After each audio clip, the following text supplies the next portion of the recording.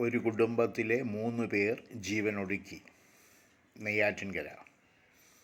ഇന്നലെ രാത്രി 11 മണിയോടെ നെയ്യാറ്റിൻകര കൂട്ടപ്പനയിലാണ് സംഭവം.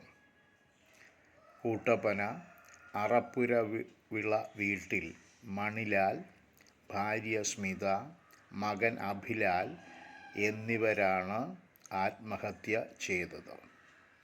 കൂട്ടപ്പനയിലെ വീട്ടിൽ നിന്ന് മരിച്ച നിലയിൽ കണ്ടെത്തിയ ഇവരെ നെയ്യാറ്റിൻകര ജനറൽ ആശുപത്രിയിൽ എത്തിച്ചു.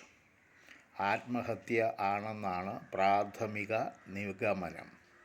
വിഷം ഉള്ളിൽ ചെന്ന് മരണപ്പെട്ടതാണോ എന്ന് പോസ്റ്റ്മോർട്ടത്തിന് ശേഷമേ അറിയാൻ സാധിക്കുകയുള്ളൂ. സാമ്പത്തിക ബുദ്ധിമുട്ടാണ് ആത്മഹത്യയ്ക്ക് കാരണമെന്ന് നാട്ടുകാർ പറയുന്നു. മരണപ്പെട്ട മണിലാലിൻ്റെ ഭാര്യ സ്മിത എഴുതിയതെന്ന് പറയപ്പെടുന്ന കുറിപ്പ് നെയ്യാറ്റിൻകര പോലീസിന് ലഭിച്ചിട്ടുണ്ട്. 3 പേരുടെയും മൃതശരീരം നെയ്യാറ്റിൻകര ജനറൽ ആശുപത്രിയിലെ മോർച്ചറിയിലാണ്.